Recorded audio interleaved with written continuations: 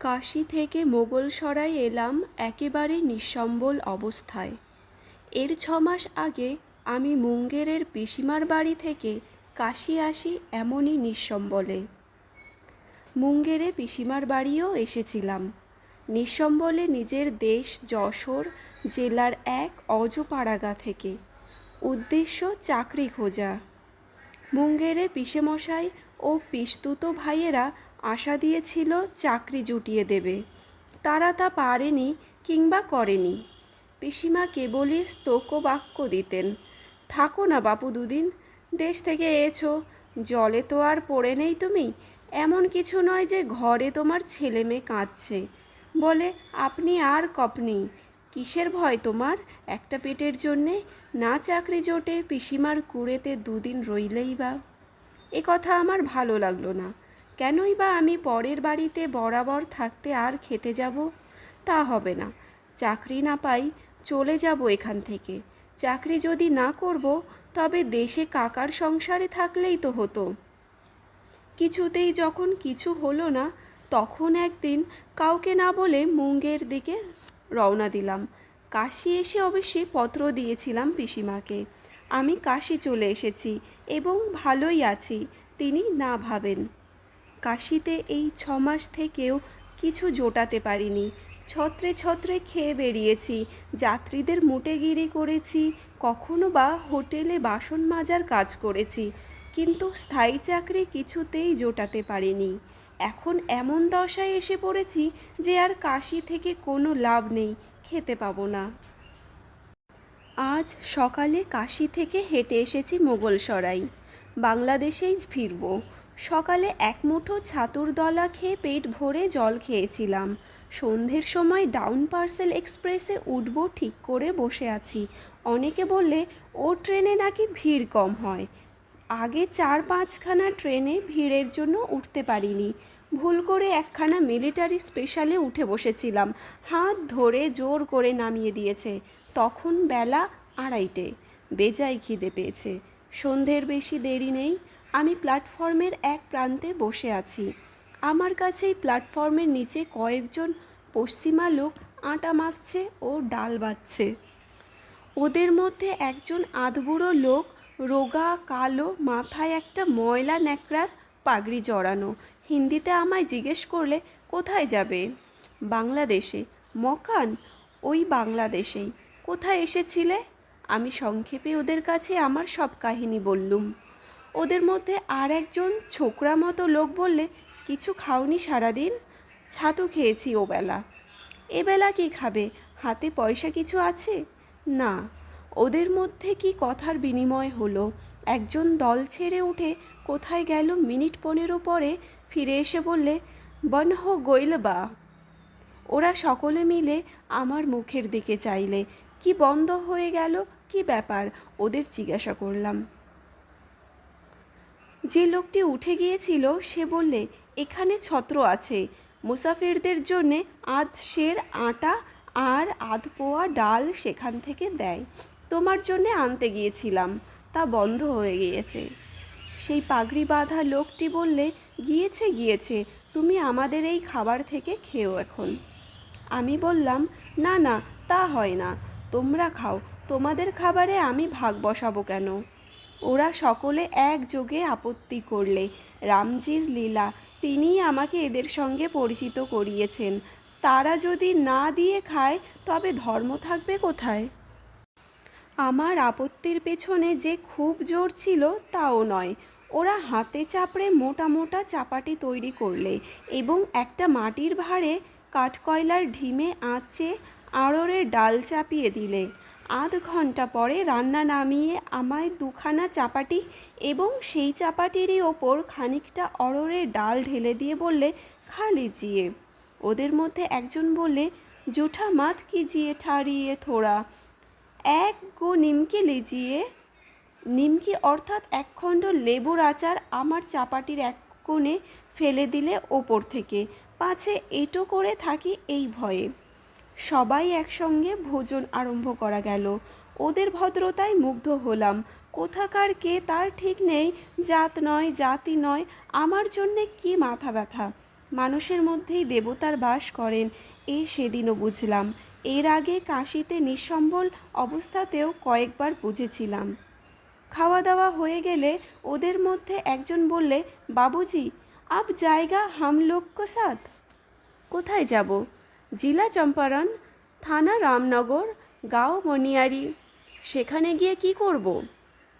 তোমাকে আমরা থাকতে দেব, খেতে দেব। তুমি বাঙালি বাবু, আমাদের ছেলেদের ইংরেজি পড়াবে। বেশ, যাব। মনে ভাবলুম, আমার আবার কি, যেখানে ভাত জোটে সেখানেই আমার বাড়িঘর। ওদের গাড়ি এলো। আবার কাশীর দিকে যেতে হলো। কাশী থেকে গোরখপুর, সেখান থেকে খেয়ায় গণ্ডকী নদী পার হয়ে ওটি রেলওয়ের গাড়িতে উঠে পরদিন রাত 9টায় নামলাম নারকটিয়াগঞ্জ। সেখান থেকে আবার ব্রাঞ্চ লাইন গেল রামনগর। রামনগর থেকে হাঁটা পথে ওদের গ্রাম মনিয়ারি, প্রায় 12 মাইল। মধ্যে সেচ বিভাগের খাল পার হয়ে দুবার যেতে হয়। দিন তিনেক লাগলো সব শুদ্ধ, কিন্তু এখানে এসে বেশ লাগলো। বড় সুন্দর জায়গা। আমি যখন ওদের গ্রামে পৌঁছেছি তখন বেলা 3টে। দূরে একটা সাদা মতো জিনিস পাহাড়ের মাথায় দেখা যাচ্ছিল অনেকক্ষণ থেকে। আমি মনিয়ারি ক্যানাল পার হবার সময় থেকে পর্যন্ত চেয়ে দেখছি। বললাম, কি ওটা? ওরা বললে, বরফ। ও हिमालय गिरी ना है, হিমালয় মে বরফ গিরতা হ্যায়। ওই বরফাবৃত হিমালয়ের দৃশ্য কখনো দেখিনি। অমন দেখায় নাকি? কি অদ্ভুত, কি সুন্দর! এদেশে আমি না খেয়েও পড়ে থাকবো। দিন 2 কাটলো।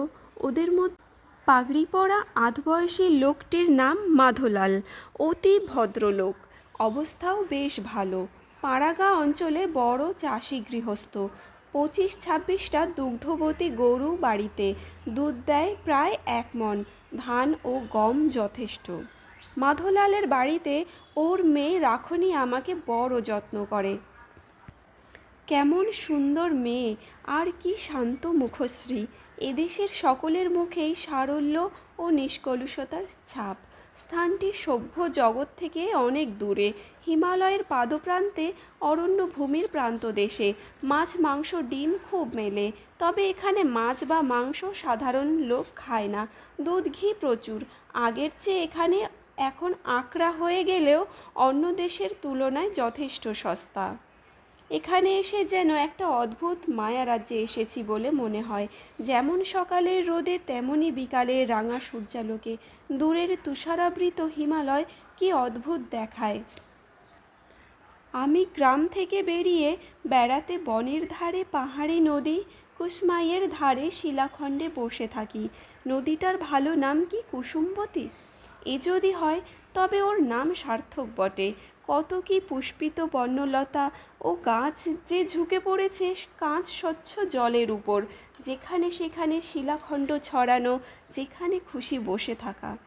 খুব বড় শিলাখণ্ড আছে যার উপরে 8-10 জন লোক স্বচ্ছন্দে বসে থাকতে পারে। সেখানে ছায়ায় বসতাম আপন মনে। জঙ্গল ও দূরের তুষারাবৃত শৈলশৃঙ্গের দিকে চেয়ে কত কি ভাবতাম নির্জনে। খেতে পেতাম না কাশিতে। তার আগেও কাকা সংসারে কি হেনস্তা, কি লাঞ্ছনা না গিয়েছে। হাতে পয়সা না থাকলে সবাই নিচু চোখে দেখে। এখানে এসে আনন্দ পেয়েছি, শান্তি পেয়েছি। মাধোলাল আমায় ছেলের মতো যত্ন করে। আমি ওকে কাচু বলে ডাকি। এ কাকা আর আপন কাকার কি তফাৎ তাই ভাবি। 2-4টি ছেলে মেয়েকে ইংরাজি পড়াই। সারা গ্রামে মুন্সি চমনলাল আর আমি, এই 2টি মহাজ্ঞানী পণ্ডিত ব্যক্তি বিদ্যমান। বাকি যারা, তারা কায় ক্লেশে নাম সই করতে পারে। রাখনি সন্ধ্যায় বলে, বাঙালি বাবু, আমি আজ তোমার জন্যে ভাওরা পাকাবো, খাবে তো? সে কি, ভাওরার নাম শোনোনি?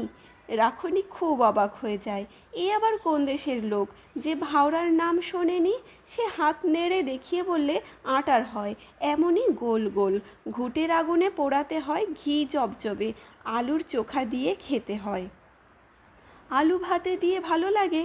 খুব, খেয়ে দেখো। আর বাঙালি বাবু, কি তুমি বাবজিকে বলো তোমার কাছে আমি ইংরেজি পড়ব, আজই বলবো। তারপর রাখনি আমার সঙ্গে বসে গল্প করে, বাঙালি বাবু এখানে থাকো, কোথাও যেতে দেব না, মাঠা খাওয়াবো, ছাতুর লাড্ডু খাওয়াবো, মালাই মিঠা খাওয়াবো। তা না হয় খেলাম, কিন্তু মাছ, মাছ না খেলে কি বাঙালির শরীর টিকবে কতদিন? রাখনি খিলখিল করে হেসে ওঠে, ঝকঝক করে ওর মুক্তোর মতো দাঁতগুলি। 14-15 বছরের সুশ্রী মেয়ের মুখে প্রাণ খোলা হাসি। বললে, মছলি কত আছে কুসমাইয়ে, পাটনডন্ডির নহরে মাছ ধরতে যাবে? সে গভর্নমেন্টের খাল, সেখানে ওদের লোক বসে আছে, মাছ ধরতে দেবে কেন? আমি ধরবো, তোমাকে ধরে দেব, মেয়ে মানুষকে নহরের চৌকিদার কিছু বলবে না। এবারে আমি হেসে ফেলি, বললাম, গভর্নমেন্টের চৌকিদার মেয়ে পুরুষ বাঁচবে না রাখুনি, চুরি যে করে তার আবার মেয়ে পুরুষ। দুজনেই খুব হাসি, আমোদ লেগেছে দুজনেরই। রাখুনি এত ভালো মেয়ে, তার আপন পর জ্ঞান ছিল না। আমি ওদের বাড়িতে কেউ না, অন্নদাস বলা যেতে পারে। রাখুনি কিন্তু আমাকে বড় আপনার জন ভাবত। তার সর্বদা চেষ্টা ছিল যাতে আমি অভুক্ত না থাকি, খেয়ে আমার পেট ভরে। এজন্য তার কত যত্ন, কত অসম্ভব হাস্যকর প্রয়াস। আমি বলতাম, রাখনি আমি বিদেশি লোক, আজ এসেছি কাল চলে যাব, তুমি আমাকে অত ভালোবাসো কেন? আমি চলে গেলে কষ্ট পাবে। রাখনি বলতো, ইস, চলে যাবে বই কি, তবে কি, বিয়ে করব তোমাকে, দুজনে বাস করব আমাদের বাড়ির পাশে। চলবে কিসে? বাবার কাছ থেকে জমি চেয়ে নেব, তুমি জমি চাষ করবে। ওইটুকু মেয়ের কি বুদ্ধি! আমার এমনি হাসি পেত। এর মধ্যে সব ঠিকঠাক করে বসেছে। রাখনিকে আমারও বড্ড ভালো লাগতো। ওর স্নেহ যত্ন ভুলবার নয়। অবশ্যই ওর বাবাও খুব ভালো, একদিনের জন্যেও আমার প্রতি তার অযত্ন দেখিনি। আমি ওখানে মাস 6 থাকবার পরেই এক ঘটনা ঘটল। একদিন সন্ধ্যার সময় বেরিয়ে এসে দেখি বাড়ির সকলে ব্যস্ত, চঞ্চল ভাব, মুখ গম্ভীর। শোনা গেল মাধোলালের স্ত্রীর প্লেগ হয়েছে। প্লেগকে ওখানকার লোক বড্ড ভয় করে। বাড়িতে লোকজন আসা বন্ধ হয়ে গেল। গ্রামের চৌকিদার 11 মাইল দূরবর্তী থানায় খবর দিতে ছুটল। পরদিন সন্ধ্যায় মাধোলালের স্ত্রী মারা গেল। মাধোলালকে ধরল প্লেগে। তৃতীয় দিনে মাধোলালও মারা গেল। একই সঙ্গে মাধোলালের এক বৃদ্ধা পিসিও দেহ রাখলেন। 6-7 দিনের মধ্যে মাধোলালের বাড়ির সকলেই কাবার হলো, রাখনি বাদে। প্লেগ তখন পেশোয়ারে 2-1টি বাড়িতেও ধরেছে। ইতিমধ্যে একদিন ডাক্তারে সকলকে প্লেগের টিকেও দিয়ে গেল। বেঁচে গেলাম আমি ও রাখনি, আধমরা অবস্থায় বাঁচা। আমার তখন কোনো জ্ঞান চৈতন্য নেই। এমন অবস্থা, এমন দুর্দিনের মুখ কখনো দেখিনি। প্রতি মুহূর্তে মৃত্যুর সম্মুখীন হয়েছি। মৃত্যুর সে কি করুণ দৃশ্য দেখেছি চোখের সামনে। রাখনিকে নিয়ে আরও মুশকিল, তাকে সান্ত্বনা দেব কি, নিজের চোখের জল থামে না। যখন সব মিটে শেষ হয়ে গেল, প্লেগ থামল, তখন ওদের বাড়িতে আমি আর রাখনি আর ভক্তদাস বলে ওদের এক পুরনো চাকর, এই 3 জনে টিমটিম করছি। কয়েকদিন বাদে সরকারি লোকেরা এসে ঘর দোর ধুয়ে ধোয়া দিয়ে, ওষুধ ছড়িয়ে দিয়ে, পুরনো কাপড় চোপড় পুড়িয়ে দিয়ে গেল। আমার ভালো লাগছে না, এখান থেকে বেরিয়ে পড়তাম, কিন্তু রাখনিকে কার কাছে ফেলে দিয়ে যাই, এই হয়েছে মহা সমস্যা। এ আবার কি বিষম বন্ধনে ভগবান আমায় জড়ালেন, তাই ভাবি। বেশ ছিলাম স্বাধীন, খাই না খাই, কোনো বন্ধন বা দায়িত্ব ছিল না। গ্রামের লোক বলে, তুমি রাখনিকে বিয়ে করে ওদের বাড়িতে থাকো, অবস্থা ওদের সত্যিই ভালো, যথেষ্ট জমি জমা, গরু বাছুর, গোলা ভরা ধান, গম, যব, সর্ষে, এসবের মালিক হয়ে থাকা বড় কম কথা নয়।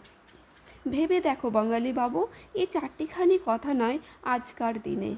রাখনি, তার কথা কি বলবো, সে তো আমাকে বেশ ভালোবাসে, দিনরাত কান্নাকাটি করে, আমি তাকে বোঝাই, সান্ত্বনা দিই। একদিন রাত্রে হলো কি, সেই কুসুমবতী নদীর ধারে বসে আছি। রাত বেশি নয়, সবে সন্ধ্যা উতরেছে, খুলিগুলি অন্ধকার, ঘন গাছের তলায়। এমন সময় রাখনি সেখানে এসে পেছন থেকে কাঁধে হাত দিয়ে দাঁড়ালো। চমকে উঠে বললাম, কে রে? ও তুমি, এমন করে আসতে হয়? ভয় করে না আমার? ভয় কিসের? ভূতের। তুমি তো ভূত মানো না বাবুজি? মানি নে, আবার ভূত না মানলেও ভয় করে এই অন্ধকারে। বসো রাখুনি, একটা কথা। ও বসলো আমারই পাশে, বসে বললে, কি? আমি ভাবছি এখান থেকে চলে যাব। অনেক দিন হলো এসেছি। যাবে? আর আমি, আমাদের বাড়িঘর? ভক্তদাস তো রইল, ও তোমার দেখাশোনা করবে। আমিও মাঝে মাঝে সময় পেলে এসে দেখে যাব। আমি যাব তোমার সঙ্গে। কোথায় যাবে? তাছাড়া ঘর বাড়ি, গরু বাছুর, গোলা জমি জমা এসবের কি হবে? ওসব ভক্তদাসনিক, আমার ওতে দরকার নেই। সত্যি বলছি বাবুজি। কি হবে গরু বাছুর আর ঘরদোর? তুমি যাকে হয় বিলিয়ে দিয়ে যাও, আমি এখানে থাকবো না, আমার ভালো লাগবে না। কথা শেষ করে ও মিনতির সুরে আমার হাত দুটি ধরে বললে, আমায় ফেলে কোথাও যেও না বাবুজি। বলো যাবে না? আর যদি যাও, আমায় নিয়ে যাবে? এখানে থাকবো কার কাছে তা বলো। কেন ভক্তদাস? না, আমি থাকবো না। ভক্তদাস মরে গেলে তখন কার কাছে থাকবো? সে ব্যবস্থা হয়ে যাবে তখন। না, ব্যবস্থাতে দরকার নেই বাবুজি, আমি তোমার সঙ্গেই যাব। আমি পড়ে গেলাম মহা ফাপড়ে ওর কথা শুনে। এতক্ষণ নির্জনে বসে এই কথাই কিন্তু আমি ভাবছিলাম। রাখনীকে নিয়ে কি করি, এই হয়েছে আজকাল আমার বড় ভাবনার কথা। আমি চুপ করে আছি দেখে রাখনী বললে, শুনবে বাবুজি আমার একটা কথা? কি? আমাকে এখান থেকে নিয়ে চলো। আমাকে শাদি করতে হবে না তোমাকে। চলো তুমি আর আমি কোথাও গিয়ে ভগবানের নাম করি। কি হবে এখানে থেকে? ভালো লাগে না। আমি ওর মুখের দিকে তাকিয়ে অবাক হই। 15 বছরের মেয়ের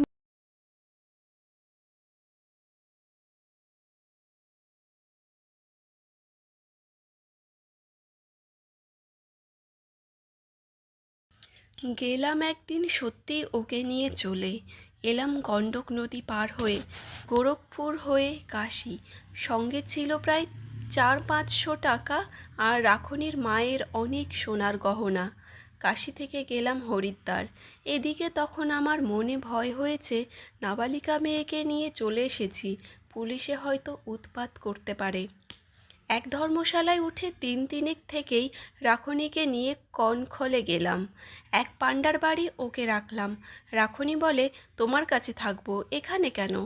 তুমি জায়গা ঠিক করো, আমরা দুজনে সেখানে থেকে ভগবানের নাম করব। দিন দিন একটা আশ্চর্য ব্যাপার লক্ষ্য করতে লাগলাম। হরিদ্বারে এসে পর্যন্ত ভগবানের পথে যাবার জন্যে ওর প্রাণ ব্যাকুল হয়ে উঠতে লাগলো। এক বাঙালি সাধুর সঙ্গে খুব আলাপ হয়ে গেল গঙ্গার ধারের ঘাটে। তার নাম স্বামী বাসুদেবানন্দ। তার আশ্রয়েও আমরা গেলাম। কনখলে গঙ্গার ধারে একটা পুরনো দোতলা বাড়িতে তিনি থাকেন। স্থানটি নির্জন, বাঁধানো ঘাট পুরনো বাড়ির নিচেই, পুরানো মন্দির ঘাটের ওপরই। কিভাবে আলাপ হলো তা বলি। আমরা সেই পুরনো চণ্ডীর পাহাড়।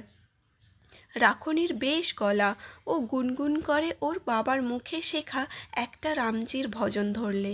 দেখি ওর চোখ ছলছল করছে। বললাম, রাখনী আর একটু জোরে গাও, বেশ লাগছে। না, গাইব না, মার খাবে জোরে না গাইলে। দুজনেই হেসে উঠি।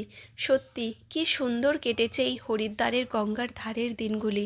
মনে মনে তাই ভাবি। কি সুন্দর সন্ধ্যা, কি সুন্দর চমৎকার জ্যোৎস্নার আলো গঙ্গার নীলাধার ওপর। আমরা বসে আছি, এমন সময় ঘাটের উপরে মন্দিরের আরতির ঘণ্টা বেজে উঠল। আমার ঘাট থেকে উঠে আরতি দেখতে গেলাম। সুন্দর কৃষ্ণমূর্তি। আরতির পরে বৃদ্ধ পূজারী আমাদের হাতে প্রসাদের বাতাসা বিতরণ করলেন। স্বজাতীয় চেহারা দেখে মনে হলো তিনি বাঙালি, দেখলেই ভক্তি হয়। রাখনী বললে, জিজ্ঞেস করো না উনি কে মন্দিরে থাকেন? আমি বিনীতভাবে বললাম, আচ্ছা আপনি কি বাঙালি? তিনি হেসে বললেন, হ্যাঁ, তুমিও তো বাঙালি। আজ্ঞে হ্যাঁ। কোথায় উঠেছ এখানে? এক পাণ্ডার বাড়ি। আমি তাকে রাখনীর বিবরণ সব খুলে বললাম। রাখনীও ছল ছল চোখে দেহাতি হিন্দিতে তার মনের কথা খুলে বললে। আমরা তার আশ্রয় প্রার্থনা করলাম। তার আশ্রমে আমাদের স্থান দিলেন। রাখনী কি খুশি! 7 দিনের মধ্যে সে সাধিকা সন্ন্যাসিনী বনে গেল। 15 বছরের মেয়ে। কি তার ভজন গানে নিষ্ঠা! মন্দির মার্জনা করতে লাগলো যেন প্রাণ ঢেলে দিয়ে। বিগ্রহের পুজোর সমস্ত আয়োজন, ফুল তোলা, পুজোর বাসন ধোয়া মাজা, ধূপধুনো দেওয়া, সব ও করবে কি একাগ্র মনে, কি ভক্তির সঙ্গে। এখানে এসে ও ভাবতে লাগলো যেন নিজের স্থানটিতে এসে পৌঁছেছে এতদিনে। বাসুদেবানন্দ সন্ধ্যাবেলা ওর মুখে হিন্দি ভজন শুনে বড় খুশি। একটি না দুটি মাত্র ভজন সে জানে, তার বাবার মুখে শোনা। তার মধ্যে একটি হলো তুলসীদাসের, পঙ্গু চড়ে গিরিপর গহন মুখ করে বাচাল। বাসুদেবানন্দ ওর পিঠ সস্নেহে চাপড়ে বলতেন, পাগলি, আর জন্মে তুই ব্রজের গোপী ছিলি, এই বয়সে এত কৃষ্ণ ভক্তি এলো কোথা থেকে তাই ভাবি। তার ফুলের মতো পবিত্র বালিকা মনটি সর্বদা উন্মুখ হয়ে থাকে এতটুকু ভক্তির আলো পাবার জন্যে। মন্দিরের বিগ্রহের অমন প্রাণঢালা সেবা দেখে স্বামীজি নিজেই মুগ্ধ হয়ে গেলেন। রাখনির চেহারা দিনে দিনে বদলাচ্ছে, সে যেন ওই মন্দিরে চিহ্নিত দেবদাসী কতকাল থেকে। রাখনি আর আমার সঙ্গে কথা বলে না। দিন দিন সে মন্দিরের কাজে নিজেকে বিলিয়ে দিচ্ছে। ও দূরে সরে যাচ্ছে ক্রমশই আমার থেকে। একদিন ওকে বলি, রাখনি, আমি ভাবছি এখান থেকে চলে যাব। ভেবেছিলাম ও বোধহয় বলবে আমাকেও নিয়ে চলো, কিন্তু ও নির্বাকভাবে বললে, কবে? 2-1 দিনের মধ্যেই। আবার কবে আসবে? দেখি, এতেও কিছু বললে না। রাখনির মন অন্যদিকে চলে গিয়েছে, আমায় আর ও চায় না। বড় দুঃখ হলো মনে। মনে পড়ল কুসুমবতীর তীরে সেই সব সন্ধ্যার কথা, কি মধুর হয়েই আছে সেগুলির স্মৃতি মনের কোণে। কত দূরে চলে গিয়েছে সেসব দিন, আর কোনো দিনও ফিরবে না। বেশ বুঝতে পারি আর ফিরবে না। এক এক সময় ভাবি, ভুল আমিই করেছি। রাখনিকে বিয়ে করে ওদের গ্রামেই বাস করতে পারতাম। সকলেই বলেছিল, রাখনিও বলেছিল, কারও কথা শুনিনি। একদিন কাউকে কিছু না বলে কনখল থেকে রওনা হলাম। আজ 7-8 মাস হয়ে গেল, আর যাইনি, চিঠিপত্রও দিইনি, যাবও না। আশা করি রাখনি সুখী হয়েছে, তবুও ভুলতে পারিনি কুশমাইয়ের ধারে সেই অপূর্ব সন্ধ্যাগুলি। রাখনি আমার হাত ধরে বলেছিল, কোথায় চলে যাবে বাপুজি? যাও তো, আমায় নিয়ে যেও। পেছনের দিন পেছনেই পড়ে থাকে, আর কোনো দিনই সামনে এসে এগিয়ে দাঁড়ায় না। আমি আবার কাকার বাড়িতে ঢুকেছি। কাকার গরু বাছুর বাঁধি, হাট বাজার করি, খুড়িমার মুখ নাড়া খাই, সঙ্গে সঙ্গে 2টো ভাতও। নয়তো এই বাজারে ভাত পাচ্ছি কোথায়?